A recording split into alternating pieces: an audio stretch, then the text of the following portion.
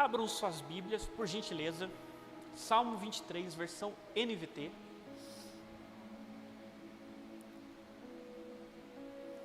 Podem acompanhar, projetado ali no telão. Está escrito: o Senhor é meu pastor e nada me faltará. Ele me faz repousar em verdes pastos e me leva para junto de riachos tranquilos. Renova minhas forças e me guia pelos caminhos da justiça. Assim ele honra o seu nome. Mesmo quando eu andar pelo escuro vale da morte, não terei medo, pois tu estás ao meu lado. Tua vara e teu cajado me protegem. Preparas um banquete para mim na presença de meus inimigos. Unges minha cabeça com óleo, meu cálice transborda. Certamente a bondade e o amor me seguirão todos os dias de minha vida, e viverei na casa do Senhor para sempre. Feche seus olhos, vamos orar. Enquanto isso, peço para o Kelo fechar a porta ali, por gentileza. Vamos falar com o nosso Pai. Supremo Deus, bondoso Pai, pedimos que o Senhor nos dê um coração aberto para receber as sementes que serão lançadas agora. Me dê sabedoria, me dê capacidade, me dê unção e autoridade, para que teu nome venha a ser glorificado e as verdades venham a ser aprendidas conforme a perfeição da tua palavra. Entregamos em tuas mãos. Amém. Meus queridos, esse salmo, ele é amplamente conhecido. Sem dúvida nenhuma é o salmo mais conhecido. E digo mais, é o trecho da Bíblia mais conhecido pelas pessoas. Talvez nós encontremos pessoas que nunca frequentaram uma igreja, seja evangélica, católica ou de qualquer ramificação cristã, que saiba de cor esse trecho que eu acabei de ler para os irmãos. Porque esse trecho, ele é de fato exuberante. É uma poesia lindíssima, que provavelmente o próprio rei Davi compôs. Ele adorava o Senhor e ele adorava com autenticidade, porque ele escreve aqui sobre um pastor, um bom pastor. E o próprio Davi, ele era um pastor de ovelhas. Então a analogia que ele faz e as belas palavras que ele usa compõem esses versos magníficos. E aí eles têm muito a ensinar a nós sobre o cuidado de Deus, sobre o amor, a misericórdia, a bondade e o zelo de Deus por nós. Mas eu quero que os irmãos entendam a figura de analogia que o rei Davi usa. Ele usa aqui duas coisas: o pastor e a ovelha. O pastor, evidentemente, é o próprio Senhor, o nosso Pai. O pastor, evidentemente, conforme João capítulo 10, Jesus anuncia, ele fala: eu sou o bom pastor, é nosso mestre, Jesus Cristo. O pastor, evidentemente, é aquele que cuida de nós, que está ao nosso lado, conforme nós lemos aqui, é o Espírito Santo de Jesus. Então o pastor, ele fala do nosso Deus trino e único. Agora, a ovelha fala de nós. O pastor é aquele que vai nos guiar. Já viram um pastor humano, físico, a profissão mesmo? O que ele faz com as ovelhas? Ele cuida das ovelhas, não é? Ele gerencia, ele alimenta, ele guia, ele limpa, ele dá banho, ele tira ferida, ele dá remédio. Ele percorre todos os caminhos e cuida da ovelha com muito amor, carinho, zelo, precisão. Não é verdade? Isso é Deus em relação a nós. E a ovelha? O que a ovelha é?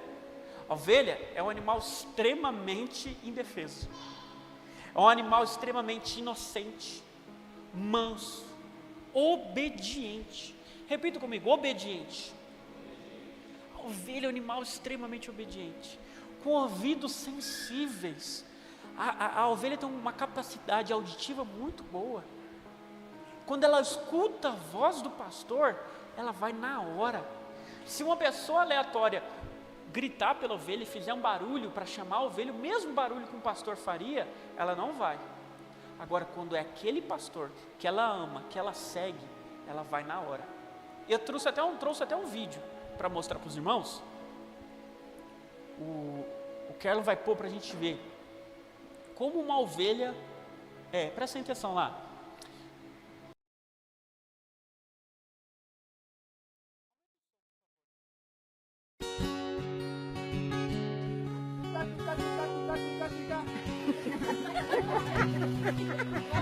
One more time.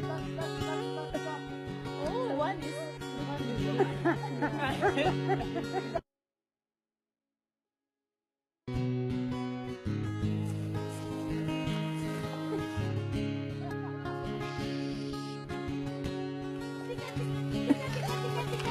Louder! Tica, tica, tica, tica. Tica, tica, tica, tica. Tica, tica.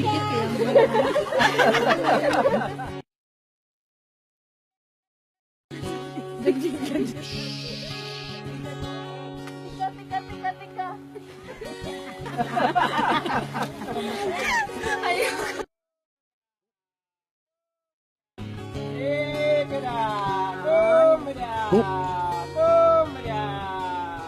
Look at them, look at them.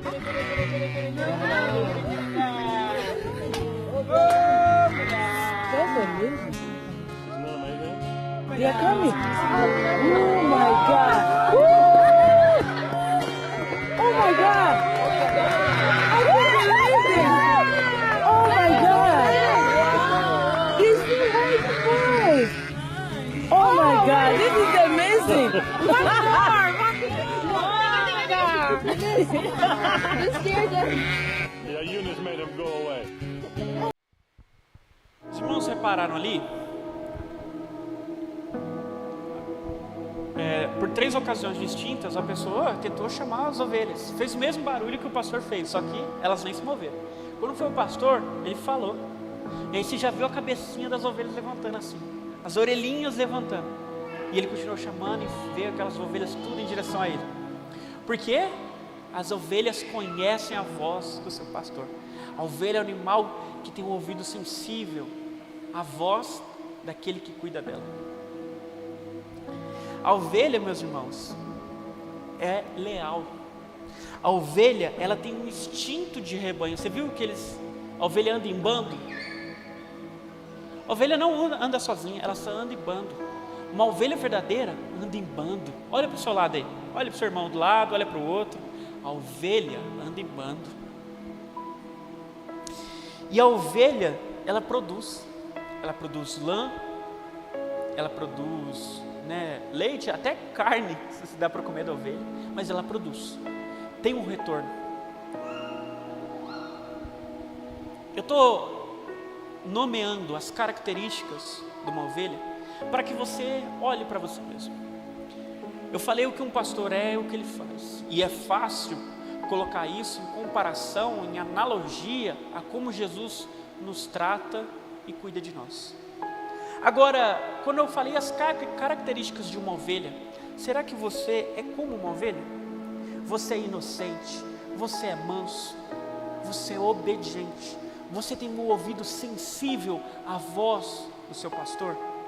Você é leal? Você congrega junto com seus irmãos? Será que você produz no reino dele? Ou você é só um ouvinte, senta, escuta e vai embora para casa? Você trabalha?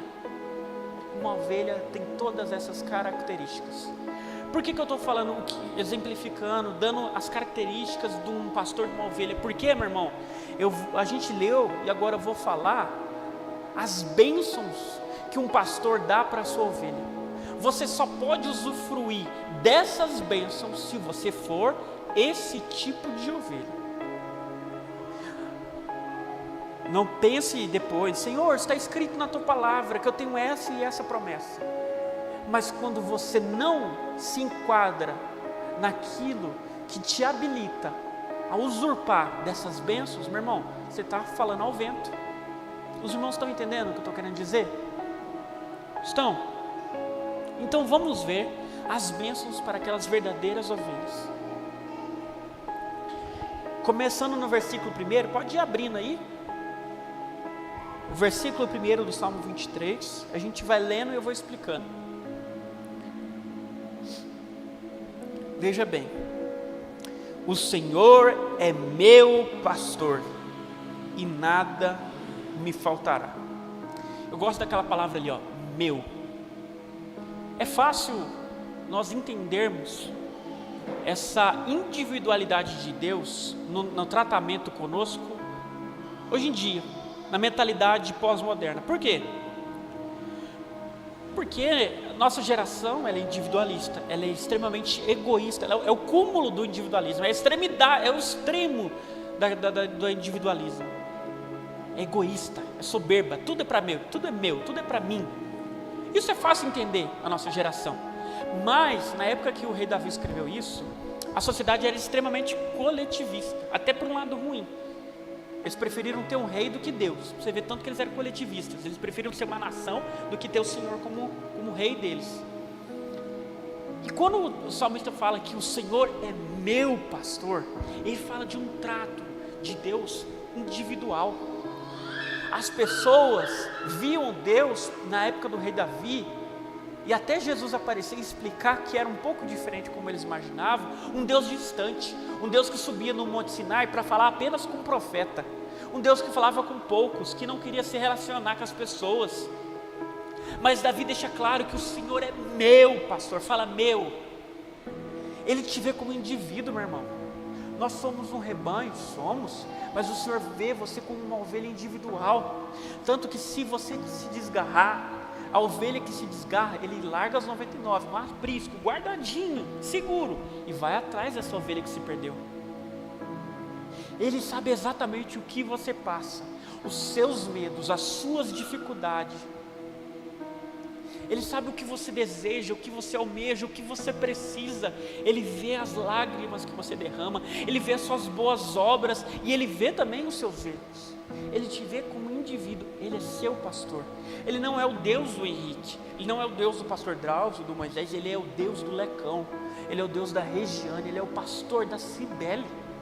Oh, meus irmãos, qualquer outra religião do mundo, o Deus deles trata as pessoas por atacado, por coletivo, por nação, por povo, e escolhe um ou outro, mas o nosso Deus não é assim.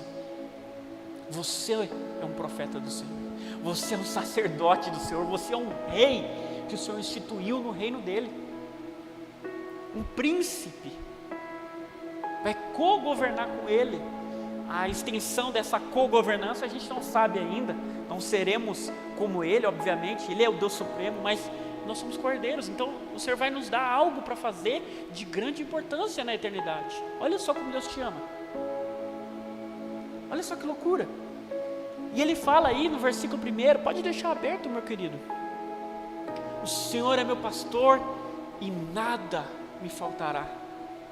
No original, no hebraico original, a gente entende melhor esse conceito. Está lá mais ou menos o seguinte: de nada terei falta. Isso não significa que você não vai passar por tribulações. A gente lê ali, nada me faltará, então eu vou ter tudo que eu quero. Não necessariamente. Significa que você não terá falta de nada, porque você tem o seu bom pastor. Significa que você já tem tudo o que precisa no seu pastor. Não que você vai ter os melhores carros, os melhores imóveis, dinheiro, mulheres, fama. Não é isso. Algumas pessoas interpretam dessa maneira: eu vou ter tudo que eu quero, nada me faltará. Não será assim. Significa que em Jesus Cristo você tem tudo o que precisa. É nele, é por ele. Ele consegue suprir tudo. Sabe, deixa eu explicar como uma ovelha, conforme a gente leu aqui, meus irmãos. Você não precisa de ração, porque Jesus, o bom pastor, vai te alimentar. Você não precisa de água, porque Jesus vai te levar a riachos tranquilos. Você não precisa de mapa, porque Jesus vai te levar, te conduzir pelos caminhos de justiça. Você não precisa de armas, porque Ele tem a vara que protege. Os irmãos estão entendendo? Você não precisa ser abundante em coisas pessoais, porque em Cristo você já tem todas as coisas. Nele, no relacionamento com Ele, nós abundamos em todas as bênçãos, somos preenchidos completamente, somos satisfeitos, temos um relacionamento. É isso que o versículo fala. E no versículo 2 ele diz o seguinte, olha lá, vamos ler: renova minhas forças e me guia pelos caminhos da justiça, assim Ele honra o seu nome. Percebam, meus irmãos, Ele faz a gente... Peraí, eu li errado. Versículo 2: Ele me faz repousar em verdes pastos e me leva para junto de riachos tranquilos. Percebam, meus queridos, Ele faz a gente repousar em verdes pastos. O que é repousar em verdes pastos? É a tranquilidade, é o sossego de estarmos num ambiente controlado por Deus. O que é um verde pasto? Quando o salmista Davi escreveu isso, Israel, onde ele vivia, era um deserto. O Senhor sabe exatamente onde tem um pasto verde, onde é difícil, onde o ser humano nenhum consegue saber onde fica aquele lugar de descanso, aquele lugar de refrigério, aquele lugar de cuidado, aquele lugar de verdadeira alimentação, a alimentação que satisfaz o gramado verde. Jesus sabe onde é, e Ele te leva para repousar nesse local. Meu irmão, Ele te leva para descansar na palavra dEle. Na palavra dEle você tem descanso, você tem refrigério. Na palavra dEle nós vemos aí a continuação, temos riachos tranquilos, que fala também de uma satisfação, mas de limpeza. Um riacho, você toma água para se satisfazer, mas também você banha para se limpar. Na palavra do Senhor, aonde Deus quer te levar, a perfeição, a liberdade, a santificação, a plenitude de vida, a satisfação de fome e sede, meu irmão. Você tem fome de justiça, você será satisfeito. Você tem fome da verdade, você será satisfeito. Você quer saber as verdades? No Senhor você tem acesso a elas. Os mundanos ficam malucos. Ai, o que eu tenho que fazer? Para onde devo ir? Tenho que trabalhar, tenho que fazer isso. Não. Nós, como ovelhas desse bom pastor, a gente só tem que confiar. Ele vai nos conduzir, Ele vai nos levar aonde seremos satisfeitos, onde teremos a verdade e a solução dos nossos problemas. E ele entra no versículo 3 falando que o Senhor, olha aí, renova minhas forças e me guia pelos caminhos da justiça, assim Ele honra o seu nome. Nós vemos aqui, meus irmãos, que nele o desespero, a angústia, a ansiedade são completamente destruídos. Não porque eles não existam, mas porque quando nós nos achegamos no colo dele, repousamos nossa cabeça no colo do nosso bom pastor, as nossas forças são renovadas. Quando você chora e o seu alimento diário vira suas lágrimas, você já passou por angústias tamanhas como essa? Uma angústia tamanha que você chora de soluçar, de angústia, de desespero. Sabe quando você está apavorado, sabe quando você está fraco, desanimado? Se você busca o seu bom pastor, se você repousa a cabeça no colo dele, ele renova as suas forças, ele lhe dá um novo fôlego de vida, meu irmão. Ele cuida, ele te ama, ele te vê, ele te renova. Então você está cansado, você está sobrecarregado, sabe o que você precisa? Repousar a cabeça no bom pastor, no colo do bom pastor.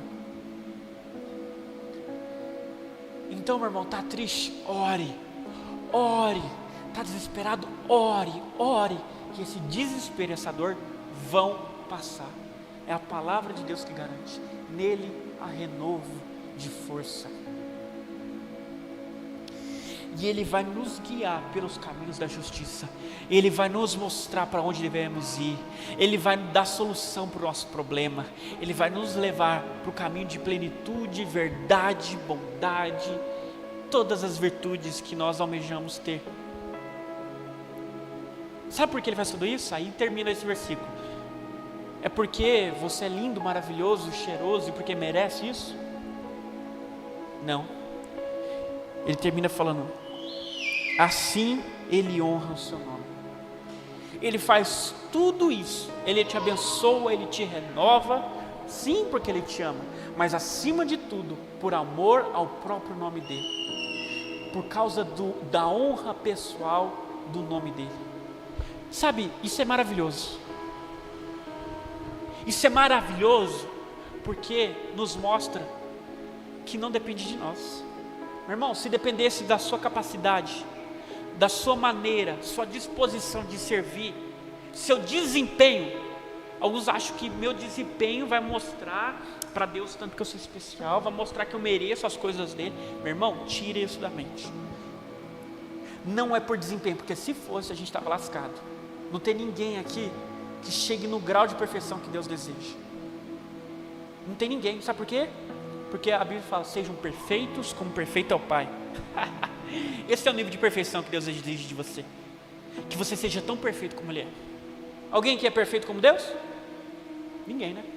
Então, graças a Deus, Ele não faz nada de bom para nós por causa do nosso desempenho. Ele faz tudo de bom para nós, para a glória do nome dEle. Porque Ele tem todo amor, porque Ele tem toda misericórdia. Por Ele, para Ele. Não depende de nós. Então o centro do coração de Deus é o próprio Senhor.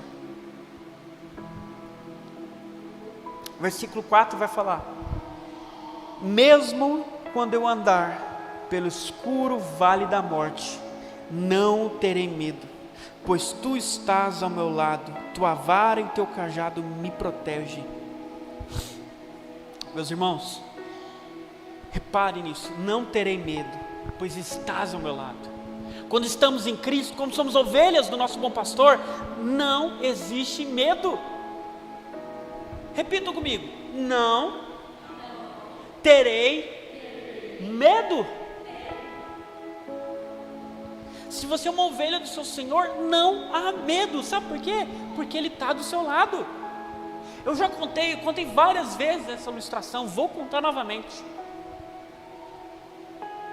Hipoteticamente, estamos aqui nesse salão fechado e uma ratazana gigante aparecesse aqui.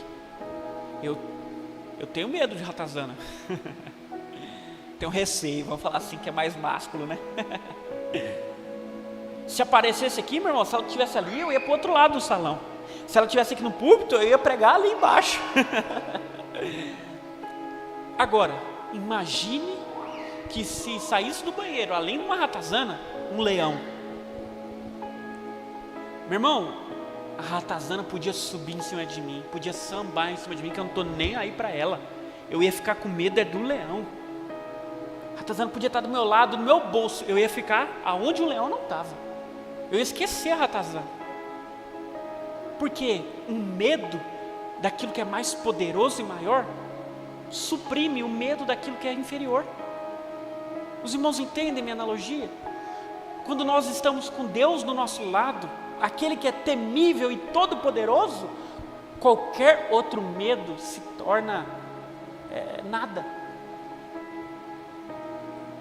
Desaparece, se desintegra.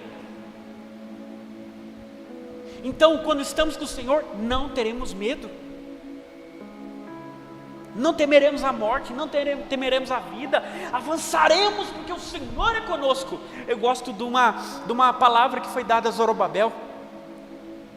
Zorobabel foi um governante pós-exílio que ficou responsável por reerguer Jerusalém. E foi falado assim para ele: Zorobabel, diga ao grande monte: quem és tu diante de mim? Perante mim se tornará uma planície. Aqueles que estão a serviço de Deus, aqueles que são ovelhas do bom pastor, olham para o grande monte e encaram: quem é tu, grande monte? Você sabe quem eu sou? Eu sou filho do Deus Altíssimo. Eu sou ovelha do meu bom pastor. É melhor você se aplanar, senão ele vem aí com a vara. Nem vida, nem morte, nem demônios, nem anjos, nada pode nos separar do Senhor, do amor dele e daquilo que ele tem para nós.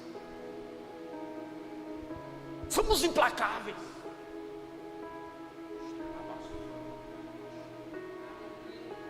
E ele fala aí, além disso, ele fala que a tua vara e teu cajado me protegem. Meu irmão, você sabe a diferença de cajado e vara? Um pastor, ele geralmente tem esses dois instrumentos. Ou são de fato dois instrumentos, ou são um que executam essas duas finalidades. O que é a vara? A vara é o pedaço de madeira que o pastor anda no cinto, ou até mesmo na mão, para bater em lobo, para bater em animais que vão ferir as suas ovelhas, para matar predadores. Isso é a vara. E o cajado? O cajado é aquele pedaço de vara maior, aquele pedaço de madeira maior que tem uma curvatura na extremidade, que o pastor usa para conduzir as ovelhas, e para quando uma ovelha se perder ou se desgarrar, ele usa aquilo para trazê-la de volta, para direcioná-la. E para uma ovelha obediente, ele usa a vara para quebrar as patinhas dela, para trazer de volta ao aprisco. Então, meu irmão, a gente está falando de medo aqui. Se você tem medo, é porque você é duas coisas. Você não é ovelha. Ou você é lobo, porque a vara é para o lobo, ou você é uma ovelha desobediente. Porque se o Senhor está conosco, é o Senhor que manda, Ele tem todo o poder. Então, se eu tenho que ter medo, eu tenho que ter medo de Deus. Mas sabe quem tem medo de Deus? Quem é desobediente, ou quem na verdade é um lobo em pele de ovelha. Então, ande em santidade, busque o Senhor. Ele não tem prazer na condenação de ninguém, Ele quer que você seja santo. Se você está com dificuldade em alguma área, peça perdão ao Senhor, se arrependa, confesse o pecado para Deus, peça ajuda para um líder, confesse o pecado para o líder, que ele vai te ajudar em oração, em cura, conforme a Bíblia fala lá no livro de Tiago. Que pronto, você é uma ovelha novamente. Agora, se você está pecando sozinho, em segredo, não fala para ninguém, você é uma ovelha desobediente. Mais cedo ou mais tarde, o Senhor vai usar o cajado ou a vara dele para quebrar sua patinha. Então preste atenção. Versículo 5: preparas um banquete para mim na presença de meus inimigos, unges minha cabeça com óleo, meu cálice transborda. Isso aqui é lindo demais. Meu irmão, olha só, preparas um banquete. O Senhor tem fartura para nós. Às vezes nós temos a mentalidade: Henrique, eu entendi, Deus não morreu para me enriquecer, Deus não morreu para me dar uma casa ou um carro. É isso mesmo, Ele não morreu para nada disso, Ele morreu para te salvar, para te tirar do império das trevas e passar para o império da luz. Aí gera na mente, por causa dessa teologia deturpada, que as pessoas chamam de teologia da prosperidade, gera na mente dos crentes uma mentalidade tipo assim: então Deus, então vou ser pobre o resto da vida, vou comer o pão que o diabo amassou, e é isso que Deus quer para mim. Meu irmão, que mentalidade é essa? Se você tivesse um filho e você fosse muito rico, você ia deixar seu filho comer o pão que o diabo amassou? Se você que é ruim e mal não faria isso, por que Deus faria um trem desse? Ele quer te dar abundância de vida, Ele quer te dar um banquete. Como eu falei desde o início, isso não quer dizer que em toda a sua vida você vai ter tudo o que você quer. Não, às vezes o banquete que Deus tem para nos dar é diferente do banquete que a gente espera. Mas que Deus tem um banquete para mim e para você, Ele tem. E bênçãos muito maiores e melhores que a gente pode imaginar, e almejar e desejar. Ele tem sempre mais e melhor para nós, para nos oferecer. Olha só, meus irmãos. E Ele, além de nos dar bênçãos transbordantes, que Ele fala: meu cálice transborda de tanta bênção. Imagina o cálice. Já viu o povo bebendo vinho? Coloca só um pouquinho de vinho, balança ainda uma cheiradinha. Você viu que frescura? Deus não. Deus, o cálice transborda. Vai pondo, põe mais, está transbordando. Põe mais, vai transbordando. Tá pondo, tá pouco. Com Deus é assim em relação a nós. Nosso cálice transborda. Glória. É isso que Deus tem para nós. Ai de mim, ai de você nada, meu querido. Ai do mundo, ai de Satanás. Eu sou filho de Deus, eu sou ovelha do meu pastor, ele cuida de mim. E ele fala que isso, o banquete, ele vai nos oferecer na presença dos inimigos. Sabe o que é isso? Significa que o Senhor vai te dar vitória aos olhos daqueles que te perseguem. Aqueles que são agentes de Satanás, e o próprio Satanás olharão enquanto o Senhor te abençoa, enquanto o Senhor te dá vitória. Olha só, meus queridos. Então, tem alguém te perseguindo? Tem alguém te maltratando? Se preocupa não. O Senhor vai te honrar à vista dessa pessoa. A pessoa vai ser envergonhada e ainda você vai ser um agente para abençoar essa pessoa e ela ser resgatada. Porque o Senhor não quer que simplesmente os nossos inimigos sejam humilhados. Ele quer que eles sejam humilhados para que eles reconheçam que eu sou filho do Deus Altíssimo. Que esse Deus Altíssimo quer adotá-lo também. Olha só. E ele fala, unge-me com teu óleo. Além do banquete, além do triunfo na presença dos inimigos, ele nos honra e nos dá poder. Ungir com óleo significa uma honraria, ungir com perfume poderoso, ou mesmo pode ser no sentido espiritual, nos derramar poder e autoridade. Jesus, ele deixou isso claro, que através do nome dele nós expulsaríamos os demônios, nós curaríamos os enfermos, o Espírito Santo está em nós. Então, meu irmão, intensifique sua vida de oração, que o poder do Espírito Santo pode vir sobre você. Você pode profetizar, falar em línguas e viver o sobrenatural. Tem gente que quer o banquete, tem gente que quer o cálice transbordante, mas o óleo, não sei não, acho que isso aí eu consigo viver sem. Meu irmão, você quer viver sem isso? Viva. Eu quero minha cabeça repleta de óleo, descendo até minha barba. Quero fluir nos dons, eu quero o sobrenatural. Isso é lindo demais. E aí, no versículo 6, nós temos a finalização desse texto lindo. Já estamos encerrando. Olha só o que o salmista nos fala. Certamente a bondade e o amor me seguirão todos os dias de minha vida, e viverei na casa do Senhor para sempre. A bondade e a misericórdia. Sabe qual a diferença de bondade e misericórdia? Bondade é aquilo que o Senhor nos dá, que a gente não merece.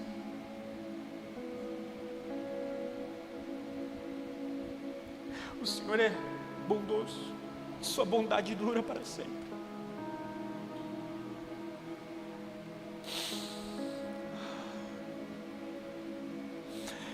Eu sempre lembro do meme que eu vi, e ele tem um meme, é pra gente rir, né? Tem um meme que eu vi uma vez que eu chorei vendo ele. Eu acho que eu já mostrei pra vocês, se eu não mostrei, eu mando lá no grupo. Que é o cara assim, o rosto todo enrugado, doente, o cara meio de doente. Ele falando assim para Jesus, Jesus na frente dele: Jesus, eu não mereço tantas bênçãos. Jesus, tome outra. Assim é Jesus conosco, meus irmãos. Ele dá aquilo que a gente não merece. Jesus, se o Senhor nos desse somente a salvação, que é o mais importante de tudo, e mais do que isso, Pai, se não precisava nem ser filho, se a gente fosse escravo, e não precisasse mais passar a eternidade no inferno, já estaria bom demais, Jesus. Já seria muito, porque seria pagar uma dívida imperdoável, Jesus.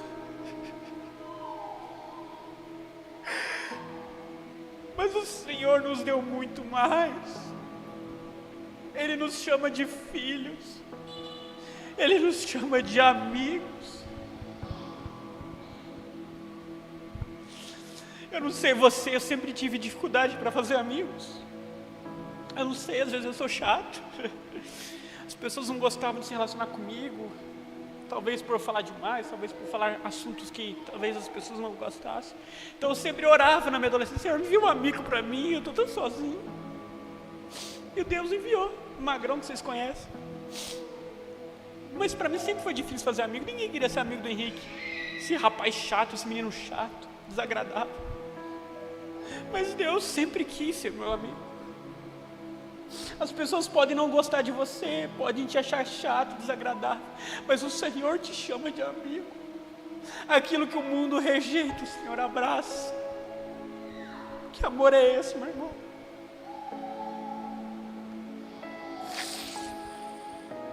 Aquilo que não serve para o mundo, o Senhor ama. Essa é a bondade do Senhor. E Ele nos abençoa, e Ele nos presenteia, e Ele bate na porta da nossa casa para nos dar presentes, para nos dar amizade, para nos dar uma família, para nos dar bênçãos financeiras, sentimentais, tudo. Eu tenho vivido isso. É muita bondade. E a misericórdia, o que é misericórdia, gente? Quanta bondade o Senhor nos dá algo que a gente não merece. A misericórdia é o Senhor não nos dá aquilo que merecemos. A gente merece a condenação eterna, mas Ele teve misericórdia de nós. E Ele não nos condenou, antes condenou o Seu Filho Jesus Cristo no madeiro em favor de nós. Esses dois aspectos, bondade e misericórdia, fazem parte de uma mesma verdade: a graça.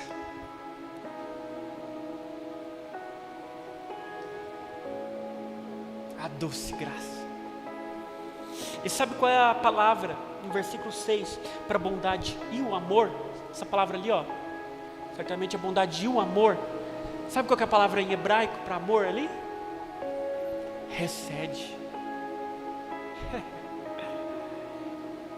Esse é o amor do Senhor, um amor fiel, um amor leal, um amor que oferece, que dá. E aí Ele vai falar: e o amor me seguirão. O original dessa palavra, meu irmão, é até ofensivo. Sabe por quê? Porque em português é até bonitinho, me seguir, mas no original é como se fosse perseguir, como se tivesse um policial correndo atrás do bandido. É tipo isso. A bondade e o amor e a misericórdia e a graça de Jesus me perseguem. Eu até tento fugir desse amor, eu até tento, mas esse amor me persegue. Você pode, meu irmão, tá meio frio na fé, pode ter pecado, vacilado, mas o amor do Senhor te persegue. O amor do Senhor não te deixa sozinho, a graça do Senhor não te deixa prostrado. O Senhor não aceita te perder.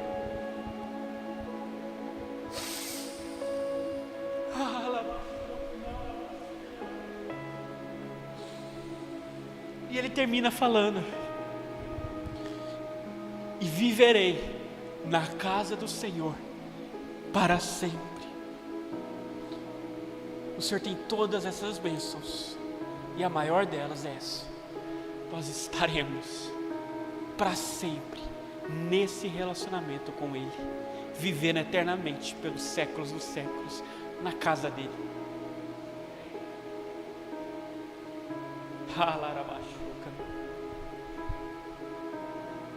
Esse é o bom pastor. Fique de pé. Vamos orar.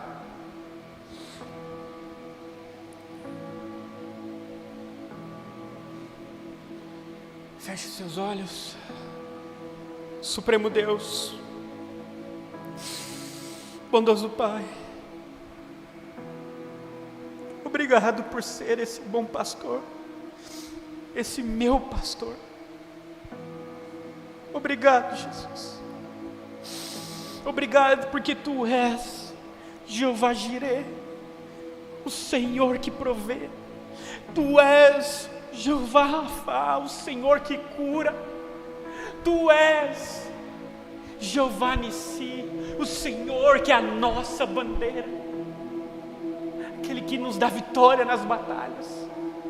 O Senhor é Jeová Shalom, o Senhor da paz, que nos concede a paz. O Senhor é o Jeová Shammah, o Senhor que está presente, está ao nosso lado. O Senhor é o Jeová de Sabaoth, que é o Senhor dos exércitos. O Senhor é o Jeová Makadesh, que é o Senhor que santifica.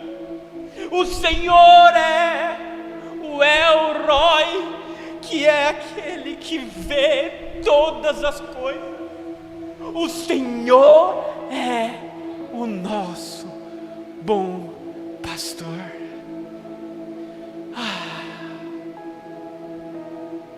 Obrigado. Honra, glória e poder seja dado a Ti. Não somos nada, Tu és tudo. Glórias a Ti. Amém.